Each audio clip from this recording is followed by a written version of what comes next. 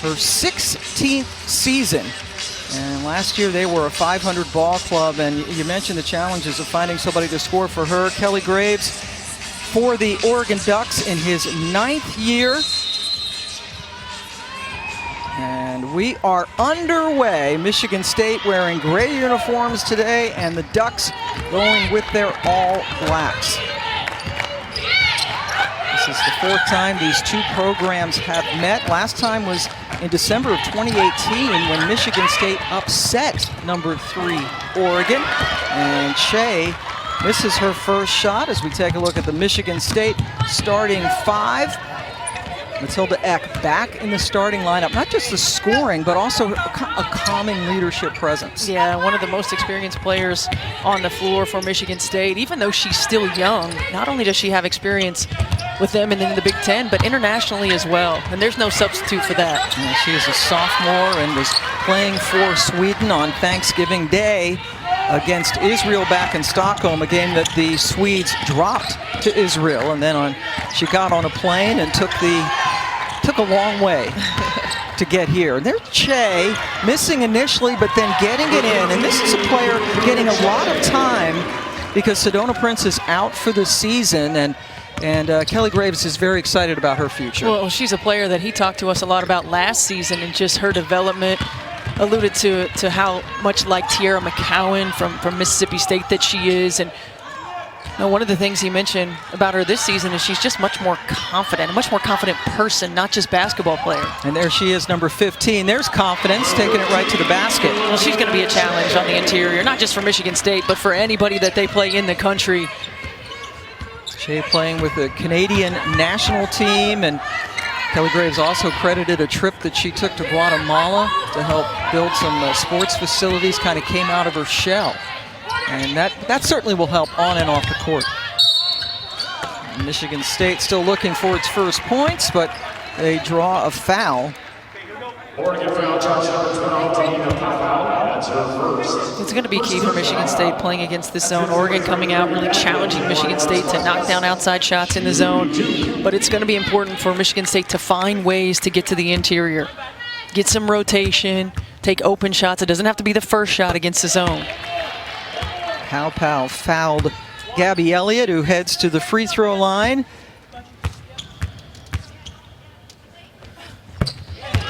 Gabby, former player at Clemson, now in her first year at Michigan State. She is from Detroit, and the pressure being put on by the Spartans. However, it induces a foul by Parks. Well, that's one of the things that Susie Merchant mentioned to us. Our strength is our pressure. It's our defense. We were not able to get our defense set against Iowa State because we didn't make shots. Again, season low and field goal percentage in that game against Iowa State. Ball stays down this way with Oregon. India Rogers looking to inbound it. Powell. Good look. Tahina Powell is just the ultimate scoring point guard. She's always under control. Kelly Graves has spoken so highly of her and what she means to this team and program. She's always poised. She plays with great pace. You can see right here, she looks, she attacks the gap. She doesn't over-penetrate and knocks down the pull-up. She's been an all Pac-12 performer. Wants to be on the all-defensive team. That's one of her goals.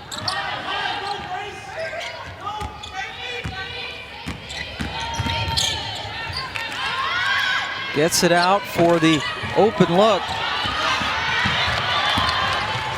Rogers couldn't convert, and now another whistle.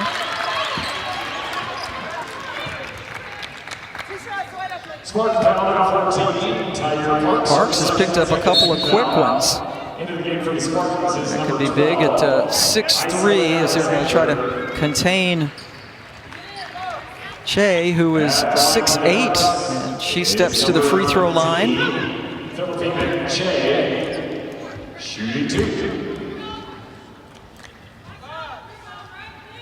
And the comparison with Tiara McCowan, That's a pretty good ball player. McCowan, who developed over years at Mississippi State, had a good year in the WNBA last year as well. Shea's numbers well up from last year. And she only played about 8.5 minutes a game. Well, and her challenge is she's more fit than she was a season ago, and continuing to increase that fitness level, be able to stay on the floor for longer periods of time. Because per 40 minutes, she was an incredibly efficient player last year. And this season, just continuing to grow in her skill set and in her fitness level.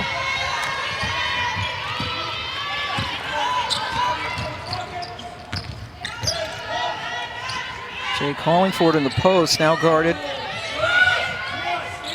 by fellow Canadian Iselin Alexander, number 12 in gray.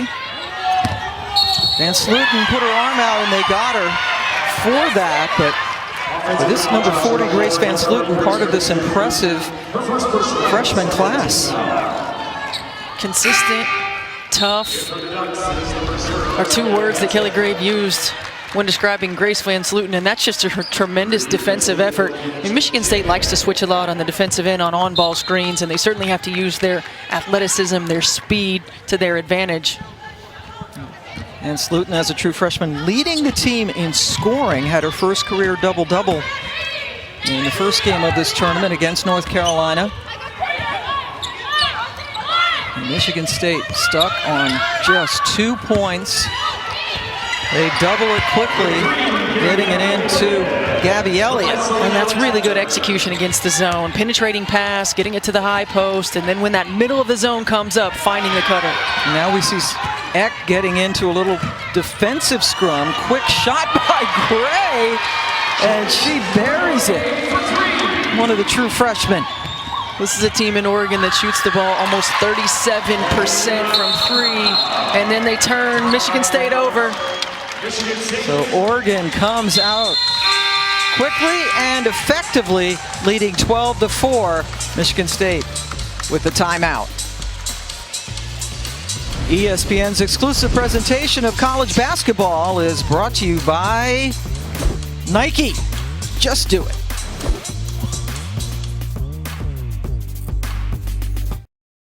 Welcome back to Portland, Oregon, and we welcome Matilda Eck to Portland, Oregon. She missed the first game of this tournament playing for Sweden in Stockholm in a national team commitment. All right, so last Saturday, Michigan State played at Central Michigan, won that game. She then drove to Detroit, got on a plane all the way to Amsterdam, and from Amsterdam flew to Stockholm on Sunday, played on Thursday against Israel, and then the next day got on a plane that went to Reykjavik, and Reykjavik to Portland nonstop on Iceland Air. Pam, I heard a rumor that you couldn't get a non-stop flight from Philly. No, on American, and Philly is their hub city. So there's Eck taking a shot. She left Reykjavik at 4:50 p.m. and landed in Portland at 4:50 p.m. That's incredible. That's an 8-hour journey, and here she is. Coach Susie Merson says she seems fresh, but it's hard to tell. Eck is sort of a very steady, not going to give much away, but she is happy that they're playing this early because right now it's just after 7 p.m. in Stockholm. That's a lot of travel. Just from Stockholm to here, about 5,600 miles. And it'll be interesting to see, does she stay fresh? She's fresh right now. Does she stay fresh? And traveling takes a lot out of you, but she's young. Yeah, Reykjavik to here is 5,600 miles, and that doesn't include getting there from Stockholm. So anyway, number 11, they're thrilled to have her back, not just their leading scorer, but their leader on the floor.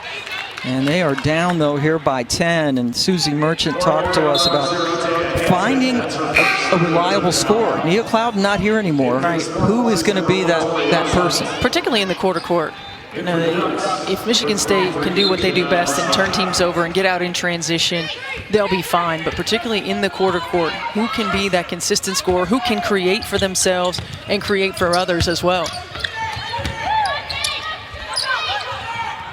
Here's Eck driving, but good defense. Van Sluten came over to help out. Shot clock is dying. The extra pass worked out. Kamari McDaniel has really been a player that's starting to emerge as that go-to creator. Excellent pass. But then on the other end, they can't stop Taya Hansen, another Canadian on this team. Another thing, when they make their shots, they can set up in that press defense, which has become so important. Try to force turnovers and get into transition for Michigan State. Eck, bottom of the net. Yeah, and certainly you miss somebody that can just knock down a shot, and Susie Merchant was exactly spot on when she said it just gives everybody else confidence when they see the ball go through the bottom of the net. Eck, just a sophomore, was on the all-freshman team in the Big Ten last year. Here's Van Sluten. Well, and this is the concern on the switch, the mismatch down low. Great kick out, and Pow Pow just poised. Subtle shot fake, get her defender up in the air. Very confident in that shot. She's hit all 3 of them so far this afternoon after struggling from the floor in their loss to North Carolina. Oregon had an 18-point lead in the 4th quarter and lost that game, but as McDaniel, you just talked about her. Well, she's so quick off the dribble. Her ability to penetrate, get into the paint, get to the foul line, and the more often that she's able to do this, the finishes inside. Had 11 points and 6 rebounds, as you see, in the loss to Iowa State. And getting to the free throw line is one of the things that Coach Merchant wants her to do more of. Gets that 3-point play. Now down by 6. Michigan State played a lot of people in their preseason. They came into this league, or into this tournament rather, 6-0.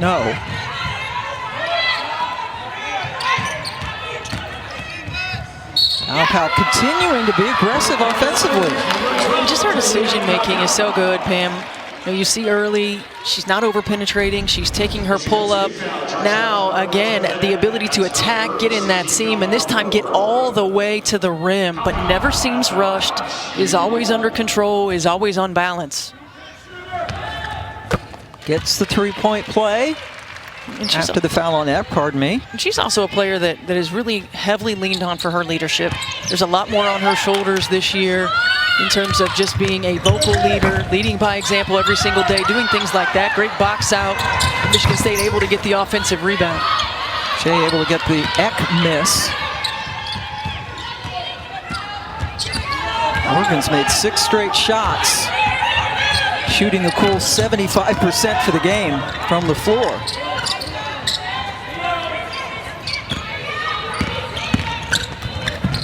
First, forcing a pass into traffic, but it goes off of Michigan State. That one's got to be a bounce pass. You got to get it between those defenders. In for Michigan State, number 13, Stephanie Fisher. Replacing Matilda Eck. So Eck gets a break as Stephanie Fisher, another Swede, comes in. Fisher not on the national team, so she has been with the Spartans all weekend. Nice. Shea put it on the floor and then lost it. And then a foul at midcourt as Hurst is trying to steal the basketball. She's a New Mexico transfer on this Oregon team.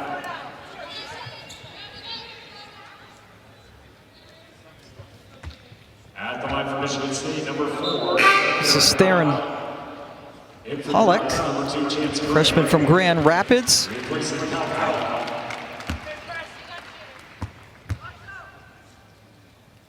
Halleck was a great basketball player in high school, obviously, but also their soccer player of the year in the state of Michigan. As we look at what's going on next door, a close one as expected between UConn and Iowa. Aubrey Griffin just hitting that shot for the unbeaten Huskies, who took out Duke the other day. We will see Duke tonight in our final game against Oregon State. And drive to the basket, Hurst draws a foul. Well, Susie Merchant talked to us about one-on-one defensive accountability. Her perimeter players needing to keep the offensive player in front of them, and right now, Oregon just doing such a good job of getting to the rim and forcing defensive rotations. Fisher called for that foul, and it sends Hurst to the free throw line. Second year at Oregon after her first 3 seasons at the University of New Mexico.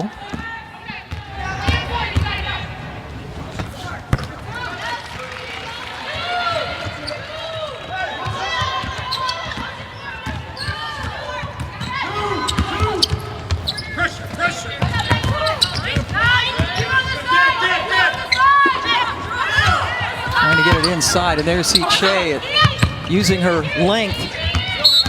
And a walk out on the perimeter by McDaniel gives it right back to the Ducks.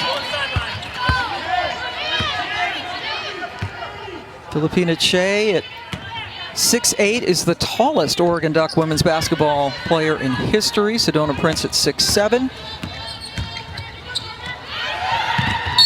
Che just a sophomore as well, so a lot of good young talent for Oregon. And Kelly Graves said he really likes his team, the vibe of the team. He says it just has they're connected, they listen to each other. He's really optimistic about the season. And that's one reason why. That's a good-looking freshman, too, in Jenna Asai. And Jenna Asai is a player averaging double figures off the bench, so giving this team a lift. And oftentimes just figuring it out as freshmen. You figure out what does it take on the offensive end, what does it take on the defensive end consistently, and they have a really good balance of upperclassmen and young players, and finding that connectivity is key. And he said certainly we're going to be a different team in February than we are right now. We're starting to continue to grow and get better. And Jenna Asai said he's never coached anybody like her. Likes contact, gets to the line, but Asai trying to get it up on her own. She's a freshman from Arizona. But like a lot of freshmen, he wants to see her defense improve. Absolutely. Whole different ball game, right? When you get to this level, conditioning-wise, defensive responsibilities. Absolutely. You can't score 12 and give up 14. Yeah. It's not going to work. And Asai's plus-minus was not good when they played North Carolina the other day. That was a 10-second violation for Oregon.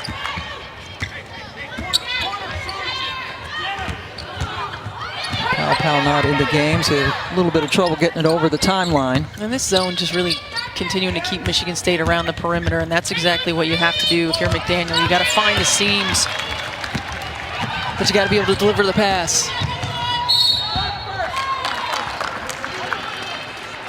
Rogers dribbled right into the teeth of the defense and was fouled. Number 11, That's the second on Eck, which is huge. So Susie Merchant's going to sit her down for the rest of the half. McDaniel also takes a seat. Eck with 3 points so far in this game. India Rogers, the USC transfer, at the line. And coming up at 7:30 Eastern Time, North Carolina and Iowa State will be playing in the championship of the Phil Knight Invitational, 7:30 on ESPN2. Well, Pam, you alluded to that North Carolina-Oregon game earlier, and Carolina 29 points in the fourth quarter. Were able to take over the lead and pull away from the Ducks. Yep, the Ducks up by 8 in the fourth. Carolina finished on a 14-3 run to win and get into the championship. Shot clock winding down. McDaniel gives the ball to the Ducks. Just 1.1 seconds left in the first quarter. First quarter in which Oregon has shot 77% from the floor, 10 of 13, to take a 27-12 lead into the locker room. Kelly Graves got to love scoring 27 points in one quarter.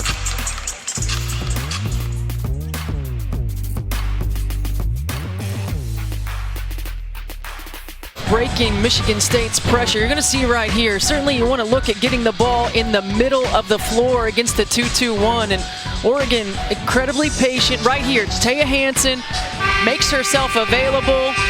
You see the chance has taken right there by Matilda Eck, and Hansen does a good job of getting into the middle of the paint, shooting that pull-up jump shot. You know, you've got to be patient and poised, but you certainly, when you get the advantage, one of them put pressure on the defense. The middle of the floor wide open. Oregon has done a really good job of getting it there. Pam Ward and Stephanie White joining you this afternoon from Portland, and you see the difference in field goal percentage. Susie Merchant lamenting the fact that Michigan State missed makeable shots the other day against Iowa State, struggling to score here. Oregon closed that quarter on an 11-3 run. Well, the zone defense is really keeping Michigan State around the perimeter, and when you're struggling to shoot the three, as you are right there, you got to find ways to get it inside. Staying on the offensive glass is one, but you got to put those in. Boy, that's right. That was a good chance for Alexander to finish underneath, but she failed to do so.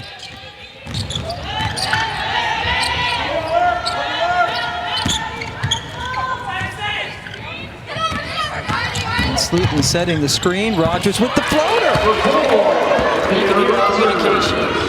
Michigan State talking about get over, get over, get over. Well, you've got to have some help right there. And if you're not going to switch on that one-ball screen, somebody has to stop the ball.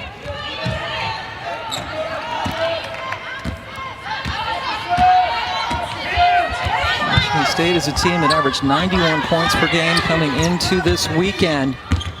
But their non-conference schedule, nothing like the competition they're facing here. Well, and that's why you play in tournaments like this, to expose yourself. You got to figure out, where are we weak? What do we need to work on as we prepare to get into conference play?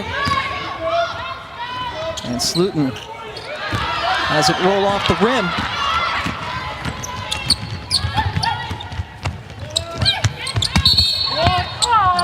Foul called. I think they're going to get pow for it.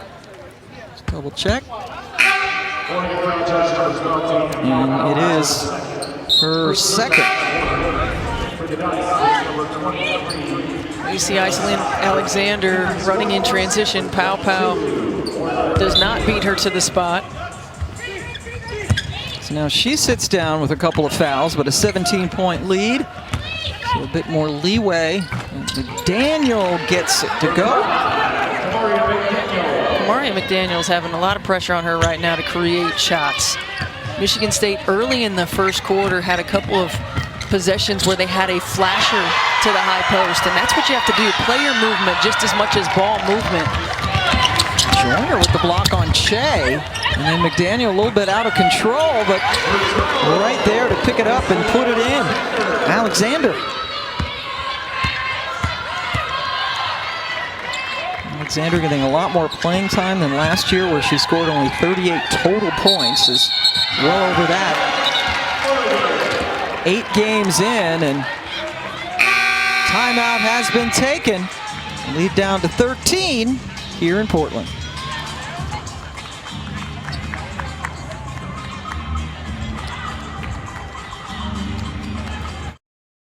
A look at the St. John's Bridge here in beautiful Portland. You know, Washington is right over the Willamette River, the state of Washington. Oh, so close. I didn't know that. You know what we're going to know at halftime of the Iowa-UConn game? Which one of these finalists will be enshrined in the Women's Basketball Hall of Fame in the next class, including, who's on the list? That's right, our very own Carolyn Peck. Your former head coach, our coach. colleague, Carolyn Peck. And that will be announced at halftime. Lindsay Whalen, who got into the Hall of Fame in Springfield, Mass. That's right. Had a very funny speech, as to be expected. Yes, She's got a absolutely. very dry sense of humor. She absolutely does. Lisa Mattingly, longtime official. Yep, terrific candidates this year. And we can talk more about that in the second half after it's announced at halftime of the Iowa-UConn game. Right now, Oregon out of the timeout. Able to execute. Taylor Hosendove, her third school, Georgia State and Clemson, her previous stops. Well, Susie Merchant was very concerned about the on-ball screen defense, and right now Oregon just having their way in the two-man game. McDaniel driving right to the cup. And Michigan State's offense looking better here early in the second after struggling in the first quarter.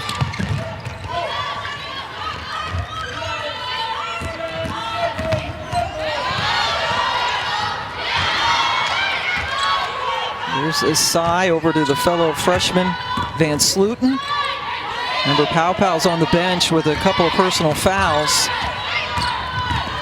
Asai, how about that? It's just too easy right now for Oregon.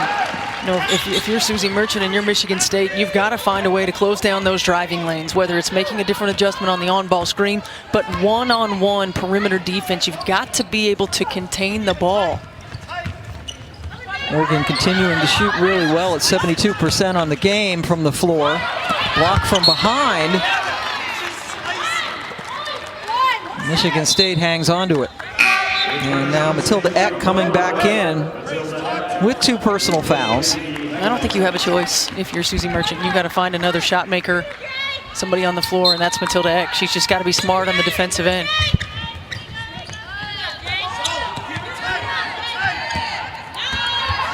Shot clock at 6. McDaniel with the long 3. And then Eck, as soon as she comes in, affects things. McDaniel with the miss. Michigan State continuing to crash on the offensive glass.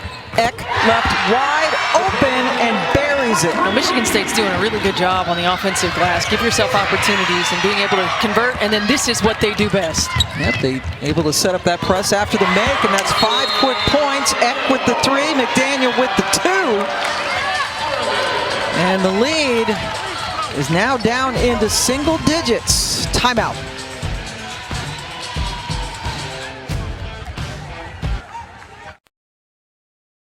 Michigan State's gone on a little bit of a run.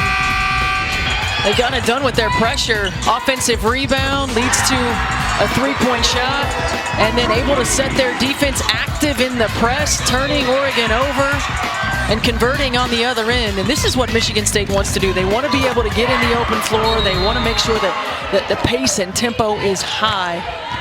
And Kelly Graves talked about we need to keep them in a quarter court battle.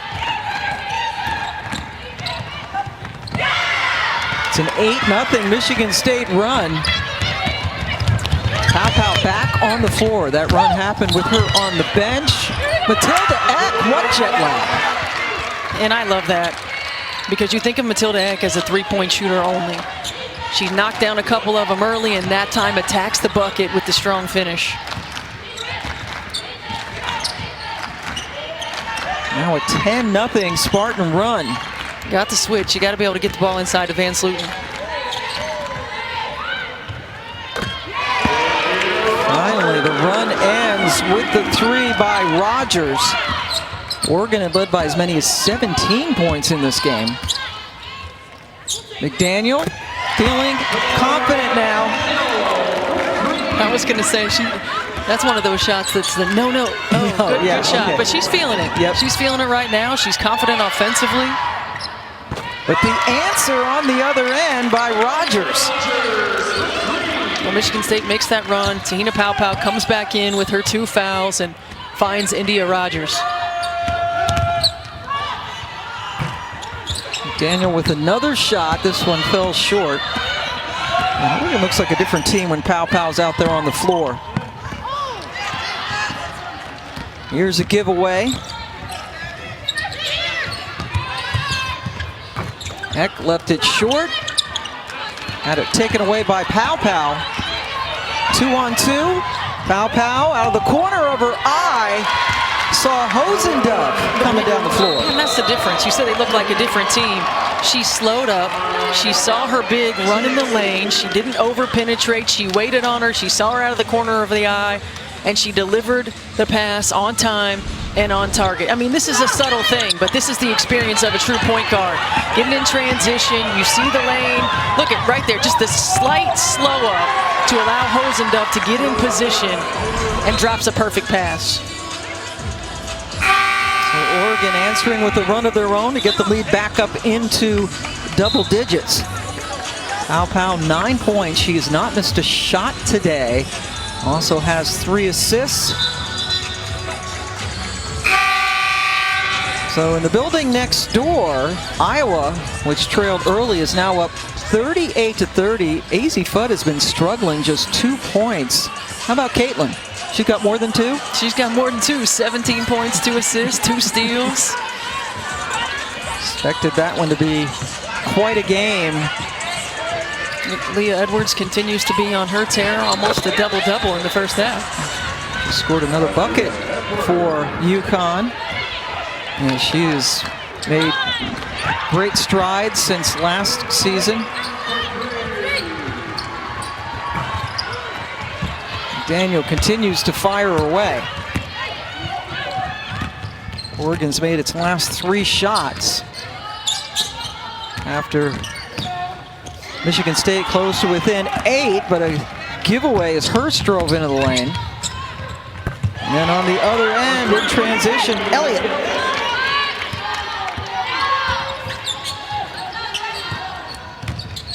As poorly as Michigan State shot the ball on Thursday, they are making up for it today. They're doing a really good job. They struggled early, but have found some confidence, taking the right shots, knocking down the open shots. You see just lowering the shoulder, Hosendove getting Matilda Egg. But the activity level on the defensive end has picked up for Michigan State. Shot just 28% against Iowa State, up around 43% right now. Shea with an easy rebound. Off the Brewers miss. Brewers coming in with some size, but yeah, boy, perfect. Another nice assist for Pow Pow. And that wasn't even, she didn't even get a drag in transition, but when you change sides of the floor, transition defense is coming to ball side. As soon as she crossed that midline, she knew Filipina Che was open. Che now with 7 points and 8 rebounds. McDaniel with 11 points now in this quarter. Such confidence right now, Kamaria McDaniel. You can tell that she's feeling it. And now the pressure after the make. Get it over with a couple of seconds to spare. That's a travel. Freshman Asai making the mistake. Kelly Graves, head coach of Oregon. Jody Berry, Jackie Nard Hairston, Sadie Edwards, his assistant. Jackie went to Maryland, but she's an Oregon native. Multiple Terps in the house. At least 2. Oh, hello. Filipina Che with the big stuff. You have to recognize that rotation right there. If you're Osment, you're going to drive in there, see the rotation, then find the open player. Left open and knocking it down. Joyner. It was a good read on that on-ball screen. Joyner read the defender going underneath, popped for the 3-point shot. Joyner started for Eck in the game against Iowa State, her first start in over a year. And that's a reach-in. Foul on Ruers. Michigan State foul charge number 21 for Brewers. That's her first team foul. So Susie Merchant talked about Kamaria McDaniel emerging as a secondary scorer. Who else is going to step up? But for Michigan State, having multiple players knocking down shots right now has to feel good. They struggled so much offensively against Iowa State. Shot clock is dying now. Get it into Che, who just got it off in time, missed it, but because she drew iron, had a second opportunity. Filipina Che has just improved so much, Pam, and you think about where she is and how much more room for growth she has, but we saw her a year ago against Connecticut. Her touch around the rim, her confidence, her body, she's in better shape. And you can tell why Coach Graves is so high on her. She's closing in on a double-double already. In fact, that was her 10th rebound, has 9 points. Shot clock is off. The end of the half. Pow Pow with the miss. Che with the hustle to chase it down, but Oregon, led by as many as 17, takes a 45-37 lead into the dressing rooms.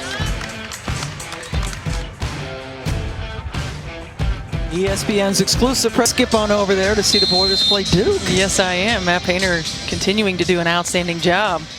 You think they lose some guys to the next level and they'd be retooling, but not really. They're just keeping boilering up, right? That's right.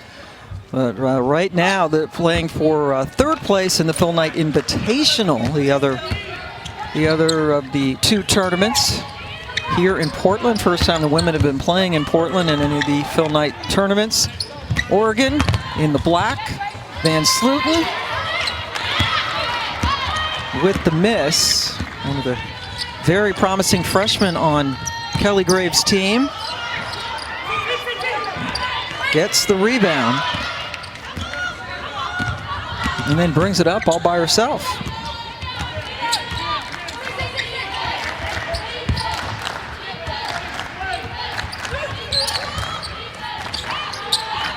Alpal looking into Che right away, who dribbles away from the basket. Well, this is one of those instances right here where you see the growth that Filipina Che needs to still have. Getting deeper position, use her body, use her size, bury defenders. Right now, she's just allowing defenders to push her off the block. First-year starter for Kelly Graves.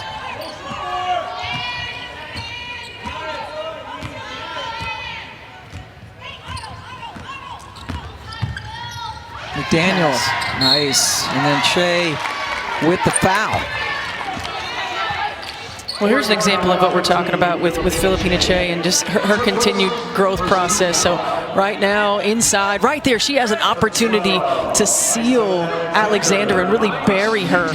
But that's sort of next level stuff. She's always been the tallest person on the floor. She's always been able to shoot over defenders. Now the challenge is all of those little subtle things that put you in better position to be successful.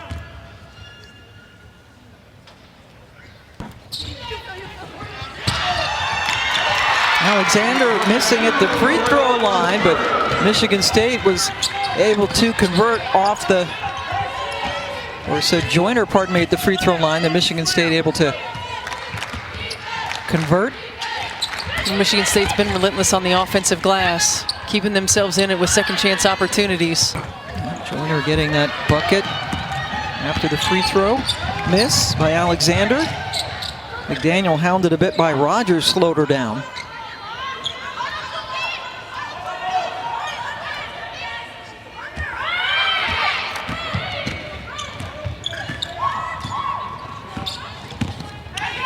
McDaniel cut off, but left wide open.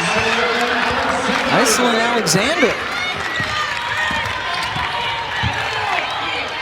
Well, Spartans just continuing to hang in there. McDaniel doing a really good job. We saw her score often in the first half, now facilitating, finding her open teammates. Oregon led by as many as 17 in the first half. Michigan State with a good second quarter and continuing to chip away. Van Sluten just couldn't finish, but a foul called on Michigan State after the miss. Well, Kelly Graves talked to us before the game about, you know, this team and their growth process and coming together and the consistency that it takes. I mean, against North Carolina, same thing. They had a lead. They had a lead for most of the ball game. And then Carolina comes back. They turn them over. They score a lot in that fourth quarter. The consistency that it takes, not just from game to game, but within the game itself. And you see it right there. Led for a majority of the ball game, but in that fourth quarter, the tide just turned. Tar Heels won that game thanks to a 14-3 fourth quarter run, and that last foul was on Matilda Eck, and that is her third. That's huge. Floor leader, there she is, number 11 in gray. And Susie Merchant is not getting anybody up right now to sub in for her. Trusting the Swede.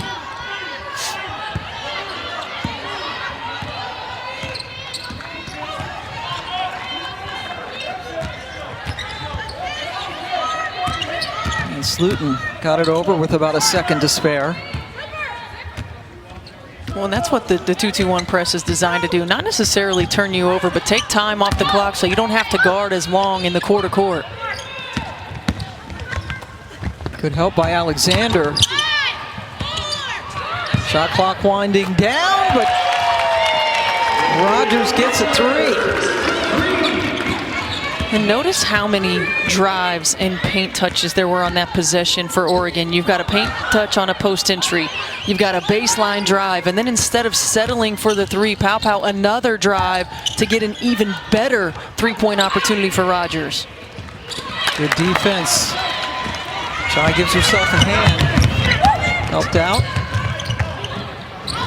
Two in a row.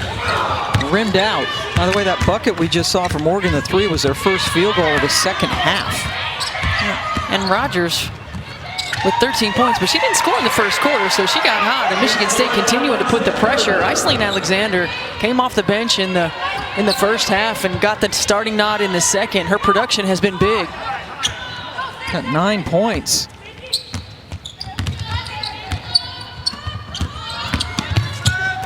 Oh, the rejection by Alexander. Shot clock winding down. Boy, that's not a good foul by Elliott with 4 seconds left on the shot clock. Oh, such good defense. And you get to the end of the clock.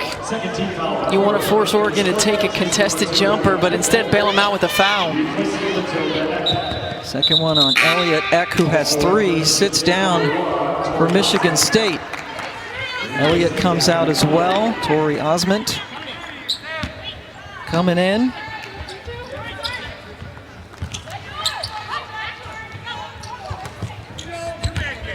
Abby Kimball, a freshman, also into the ball game for Michigan State. Osment and Van Sluten battle for the ball, but it stays with the Ducks.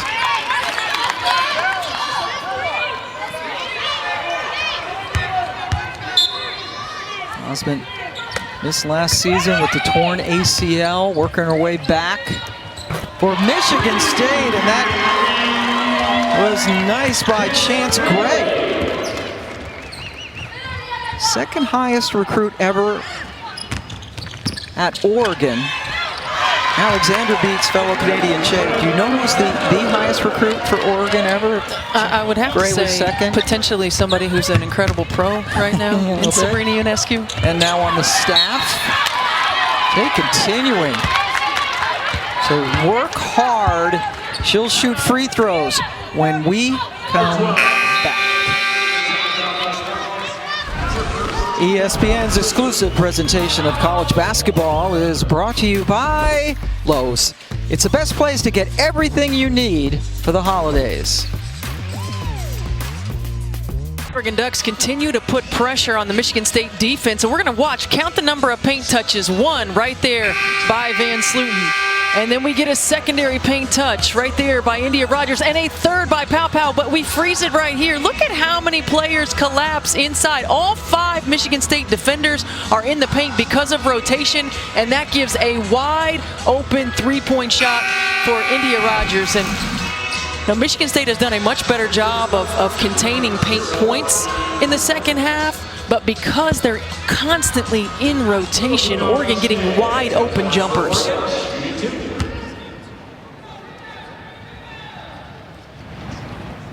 Filipina Che at the free throw line with the double-double on the afternoon. That is her second of the season. And Sluten able to come away with the rebound. Oregon hitting shots from the outside, but no paint points here so far in the third quarter. That was a little bit short. Joyner threw it away.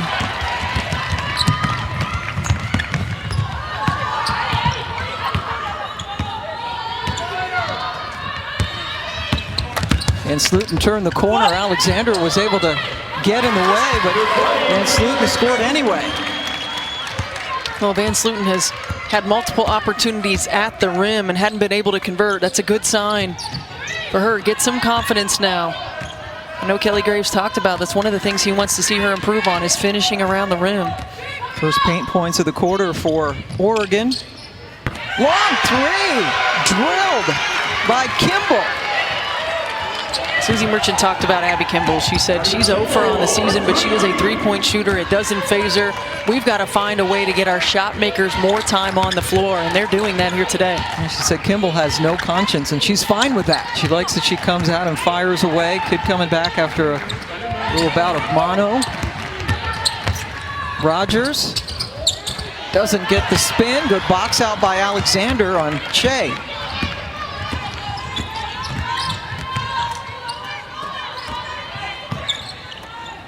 Osment left open. Got the friendly roll. And you've got to feel great if you're the Spartans right now. You've just continued to hang in and chip away, get some defensive stops. They're absolutely energized with this great comeback.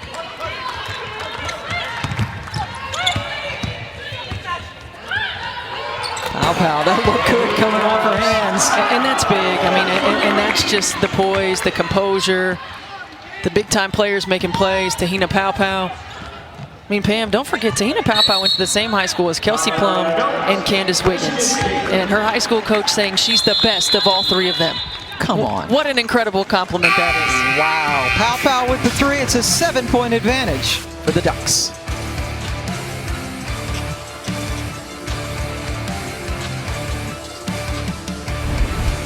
Portland Azzi Fudd had a slow start in the game against Iowa.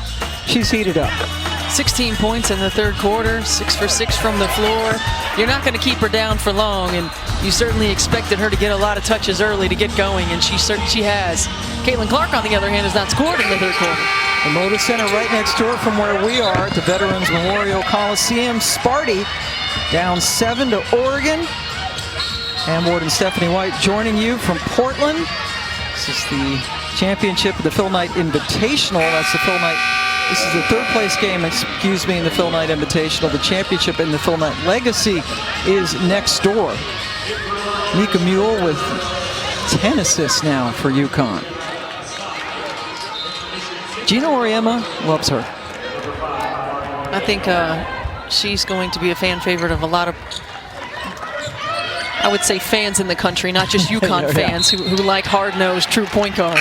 Yeah, we had an opportunity to speak to Gino before UConn played Duke earlier in the tournament, and he just, all the complimentary things about Mule, somebody who he wishes would look for her shot more, but just a selfless player now with 11 assists in that game. UConn leading Iowa, but right now we've got Michigan State coming back from 17 down to make a ball game out of this. Oregon in the black uniforms, with the duck right in the center of their jerseys. Oregon's got a lot of uniform combinations. They sure do. It's a foul out on the perimeter. Hansen with the touch on Eck.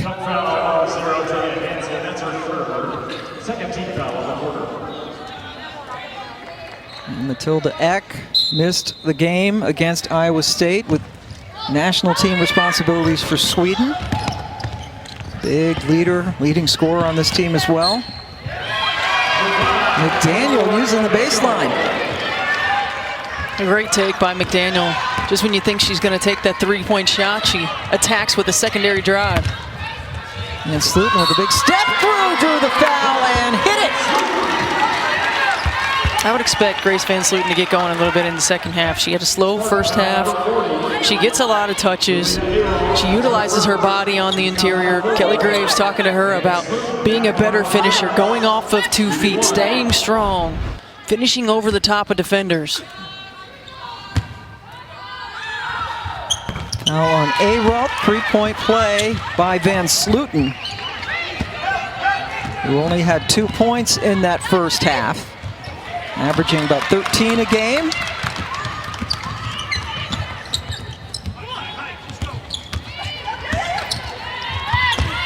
And Sluten patient and then went the other way. The two-man game. I mean, Oregon has traditionally been so good. You think back to Sabrina Ionescu and the offenses that Kelly Graves teams have run. He had Courtney Vandersloot at Gonzaga as well. He understands how to put really good guards in screen and roll situations and teach them how to play out of it. Vandersloot played for him at Gonzaga when they went to a couple of Sweet 16s. McDaniel attacking the basket again. Well, the question has been for Michigan State, who's going to be the playmaker? The graduation of Nia Clouden had the ball in her hands a lot, and Kamaria McDaniel is emerging as that person. McDaniel with the rebound, quickly gets it up to Hageman, who's been quiet until right now. Hageman's first bucket on just her second shot. Haven't seen her out there much.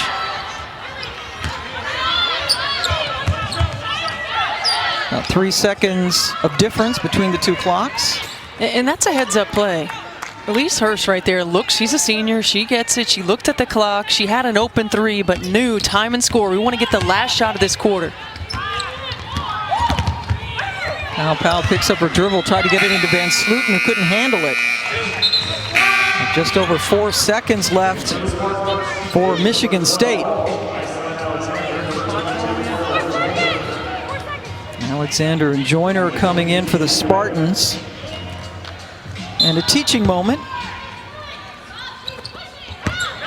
for Aralt from Susie Merchant.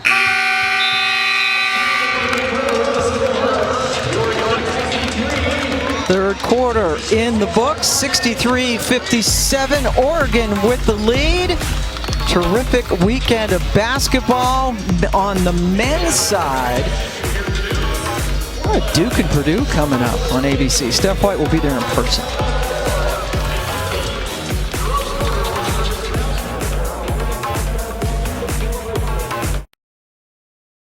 Basketball Hall of Fame inductees for next year have been announced.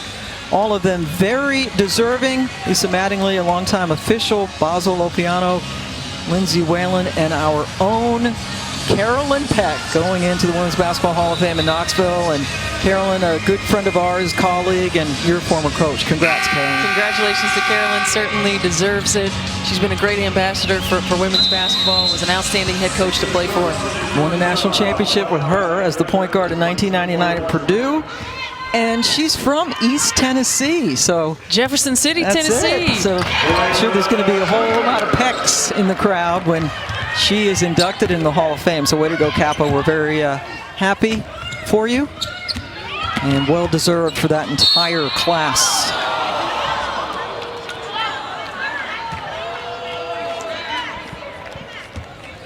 Right now, the fourth quarter just underway. This is the third place game in the Phil Knight Invitational. Pam Ward and the aforementioned Stephanie White, who won the Wade Trophy that year, was also an academic All-American.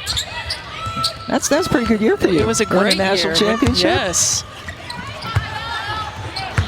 Nothing better than going out on top. Yep.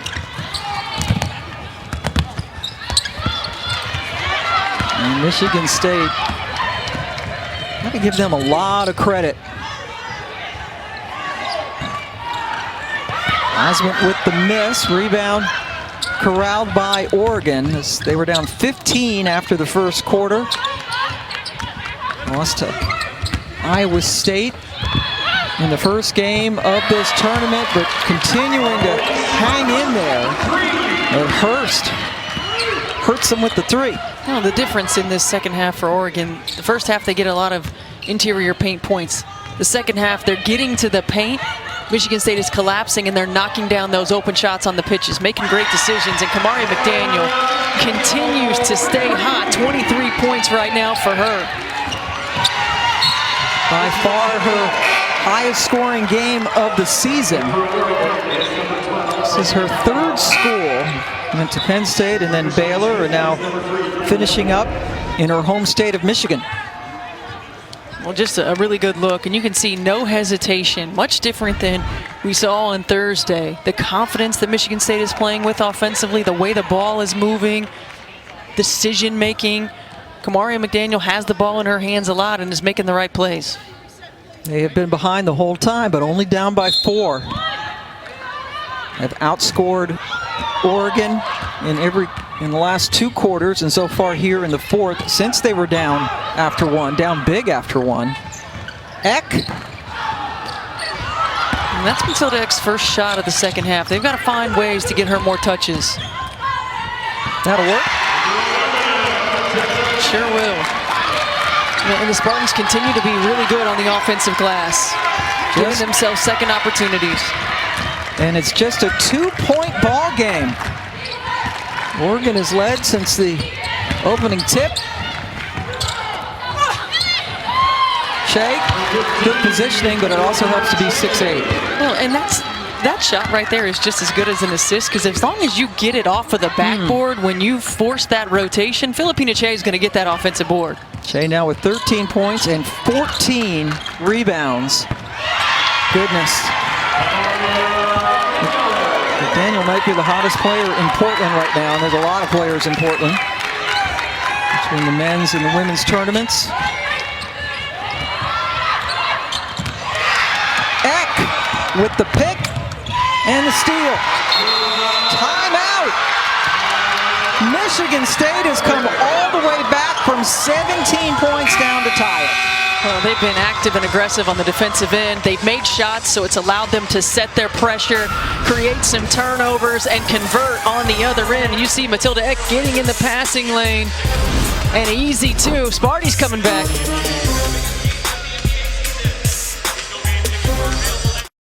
Portland, Kamaria McDaniel having herself an afternoon. Well, she's been terrific and has emerged as a go-to scorer for Michigan State, has had the ball in her hands and has really been balanced in terms of her attack. She's getting in the paint, she's knocking down pull-ups, extending the range to 3. I mean, she's a player who really lives at the free throw line, but has done a really good job of filling it up from multiple positions on the floor. And no, she's a player who can light it up. Her career high is 40.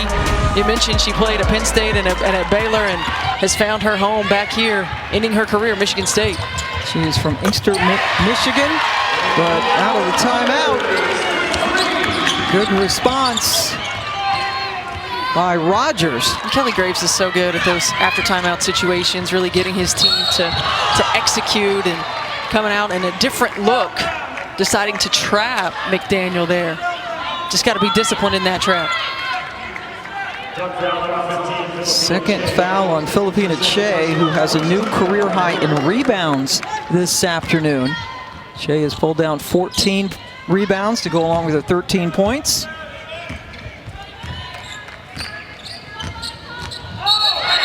And a call on McDaniel for extending her arm.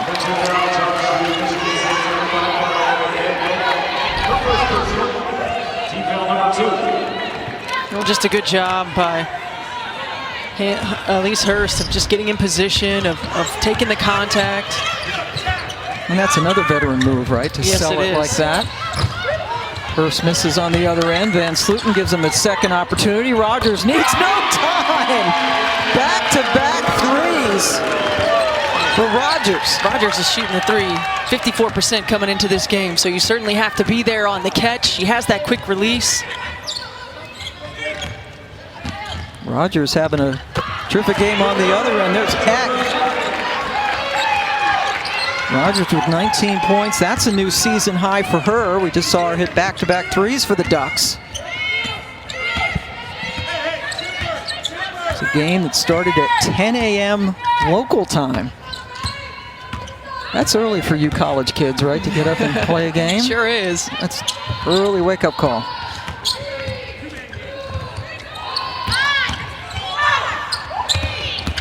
Pow, hit. That's Eck, right? I was going to say, yeah, if that's Matilda Eck, that's 4. No. Ooh, Elliott got it, so Eck breathing a sigh of relief. Probably not a big a sigh as Susie Merchant, no question. Like, whoosh. Keep her out there. There's Pow at the line. Phil Knight Invitational. Championship coming up, 7:30 Eastern time on ESPN2. It's North Carolina and Iowa State. That should be a really interesting game. Iowa State a very different team now than last year with the big post presence. Yes, that was one of the things with the Cyclones last year, not having an interior presence to go to offensively or to lock in on the defensive end. And boy, Suarez has been terrific for them so far in this season. Shea with the block. Stephanie Suarez, who is a transfer, played in NAIA Masters College in California, where her family went, and a godsend for Bill Fenley. Great extra pass. Great extra pass. I mean, Oregon is just so unselfish, plays so well together. I mean, it's a team that averages 19 assists a ball game, make the right play, get the right player shots. You know, you pass up good shots for great shots, and that's what it's all about. Pow, pow, extra pass. Hurst knocks down the three. Ducks continue to have the answer. Yeah, this game was tied, but then a couple of threes by Rogers. We just saw that one by Hurst. And very quickly, the lead extended back to 9. Meanwhile, next door at the Moda Center, what has been a back-and-forth game, UConn, thanks to a huge second half by AZ Fudd, has taken the lead over Iowa. It's the championship of the Legacy Phil Knight tournament. Kate Martin's had quite a game, but missed that shot. Well, and Caitlin Clark had 17 in the first half and has 19 at this point right now. So UConn, certainly a point of emphasis at halftime was locking her down. Flipping the switch, Ducharme with the three. And that's important. Caroline Ducharme really getting back in rhythm, has been limited because of her neck stiffness, and getting back in rhythm. She played so well last year. Yep. Also had hip surgery during the offseason, so Ducharme was not able to pick up a basketball for a while, missed pretty much all of the preseason practices. A huge second half for UConn. Look at it, it's a 13-0 run, Steph.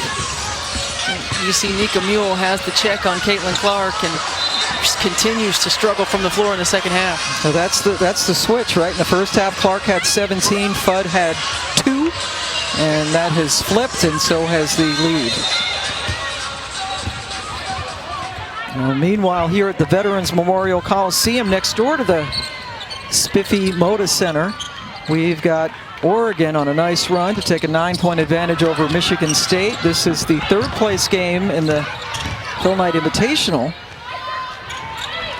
Spiffy, I like it. Spiffy, shiny, adorable, all those things. But this is a very historic building. Yes, it is. This is where the Blazers and Bill Walton, who's in the house now watching this, he's going to be working some men's games.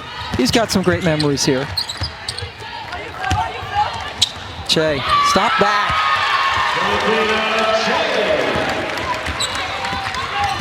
I mean, that's just tough. You're not going to stop that one-on-one look inside for Filipina Che if she gets that deep position.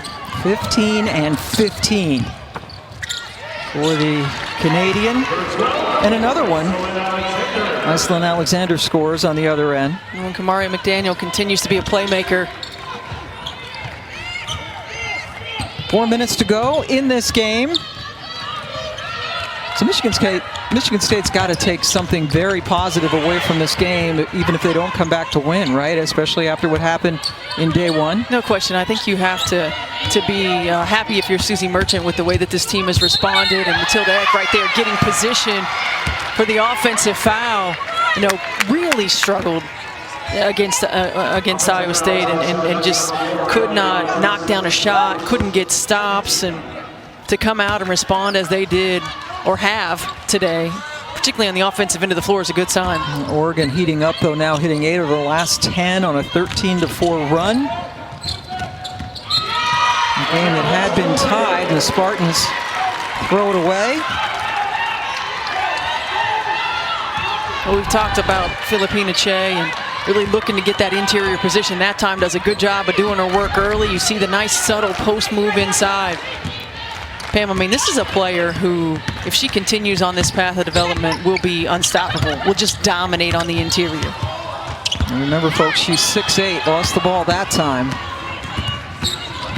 Ellie Gray's playing her a lot more tonight as well. Wants her to fight through the fatigue as she continues to get into game shape.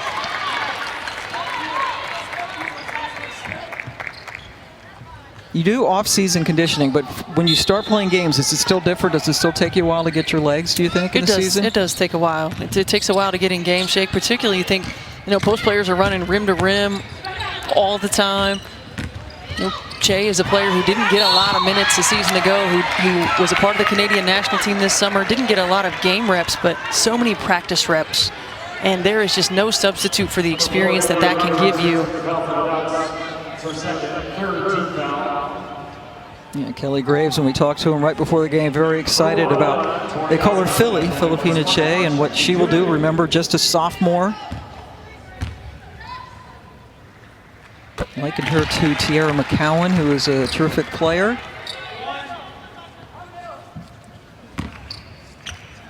Osment at the line after being fouled by Rogers.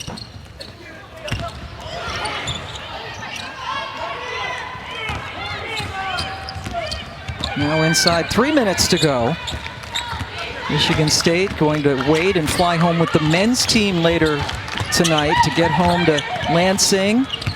They play December 1st against Georgia Tech, and then Purdue comes into town. Big Ten season getting underway.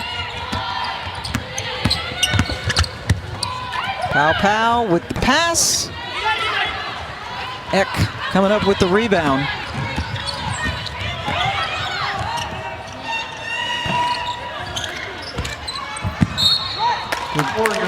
Good hustle by Osment, but she couldn't come up with the basketball.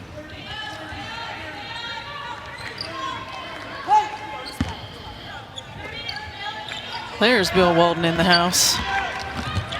See him all bundled up. Yeah, he's got his puffies. He's got his puffy outerwear on as well. It is chilly. This is where the Portland Winterhawks play hockey, and safe to say the ice is on the floor because it's cold in here. That's a great look by Van Sluten. Get her the one-on-one ISO on the elbow, let her go to work. And you can see why Kelly Graves is so excited about the youth on this team. Van Sluten, though, with a foul out on the perimeter. Well, you can see right here, Van Sluten, the ISO on the elbow, the bringing everybody up. Filipina Che on the elbow. You've got shooters in the corner. Occupy the defense and just no rotation. It is really hard to have a defensive rotation on lane line drives.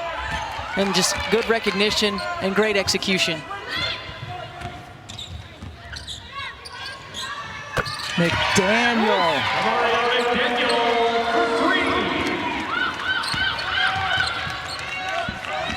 Terrific afternoon for McDaniel. Now up to 28 points. She's got 3 threes. Well, you certainly have the answer of who's going to have the ball in their hands. Yeah. If you're Michigan State, if you're Susie Merchant. Now the challenge for McDaniel is to bring that with a level of consistency. And McDaniel only had 3 threes in the entire first 6 games of the season coming into this weekend, and she has 3 of them this afternoon.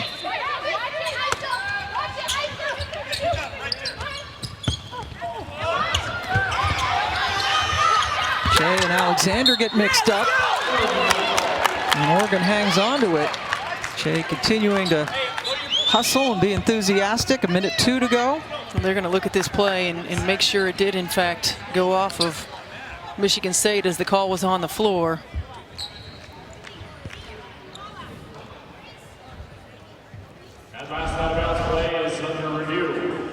You see just fighting for the ball, Alexander and Che both going for it. Looks like right there, potentially.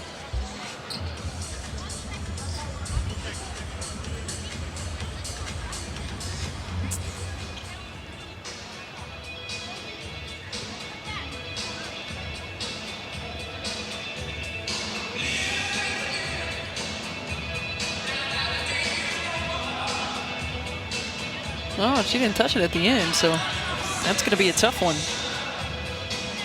And the call on the floor is Oregon basketball, so there has to be enough video evidence to overturn that.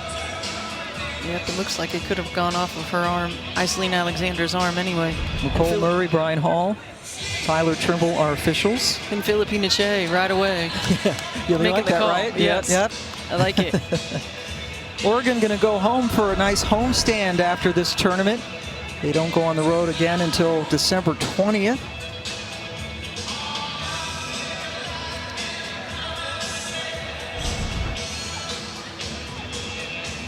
So a 7-point advantage for Oregon with just over a minute to go in this game. And UConn is going to beat Iowa. Just under or over 19 seconds left to go in that one. A big second half for AZ Fudd and the Huskies.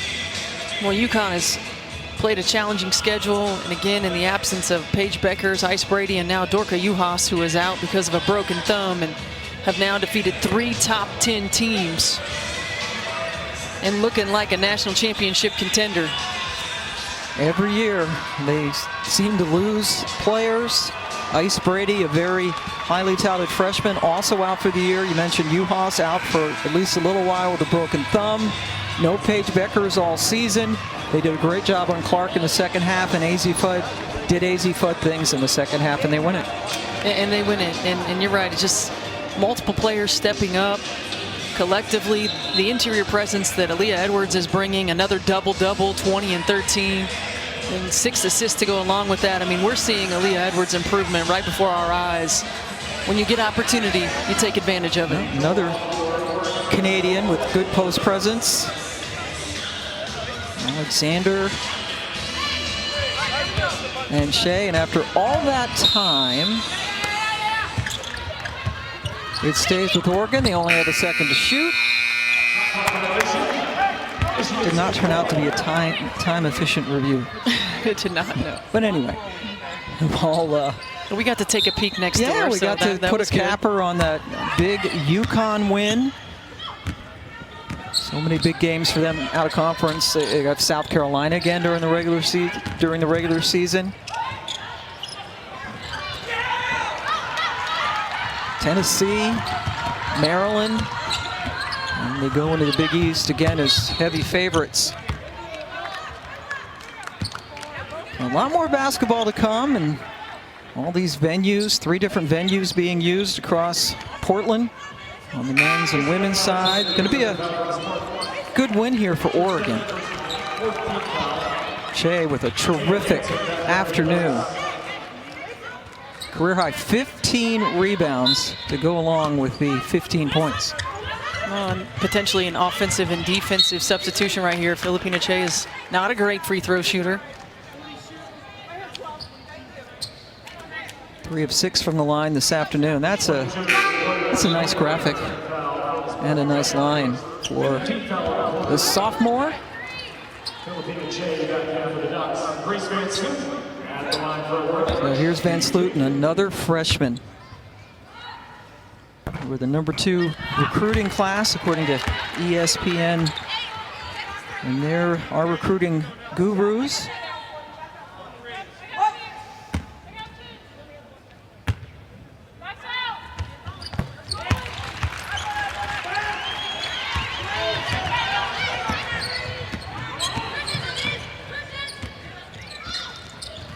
North Carolina, Iowa State, 7:30 Eastern on ESPN2 for the Phil Knight Invitational Championship. We'll be back here at 10 Eastern. Good movement inside to Alexander.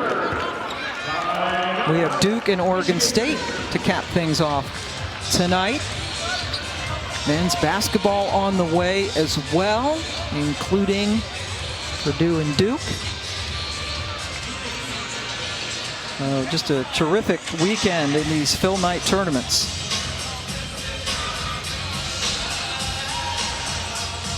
What a challenge for John Shire to take over for the legend, but a challenge he's ready to accept.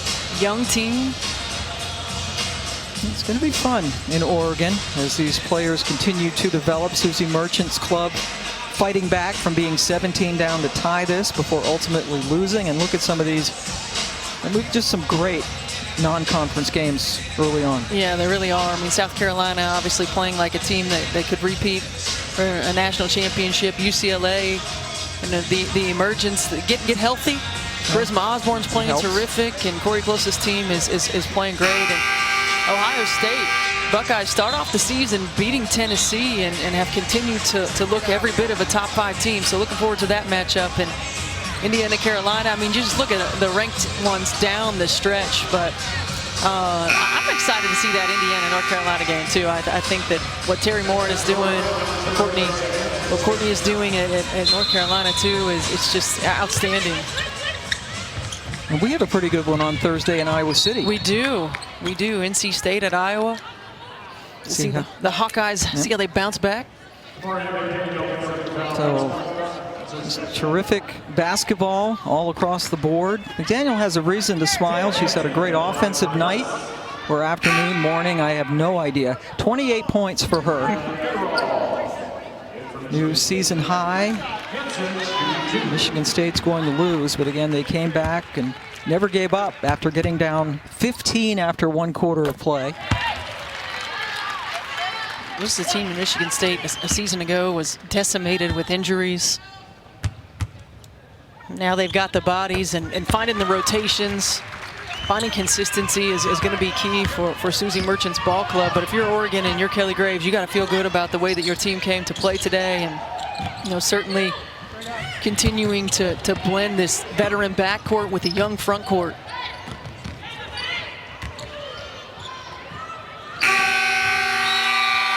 And the University of Oregon takes 3rd place in the Phil Knight Invitational, winning it 86-78. Double-double for Philomena Shea leading the way. McDaniel with 28, but not enough for the Spartans. For Stephanie White and our entire crew, I'm Pam Ward. Villanova, Oregon coming up next, but first, let's go to the studio.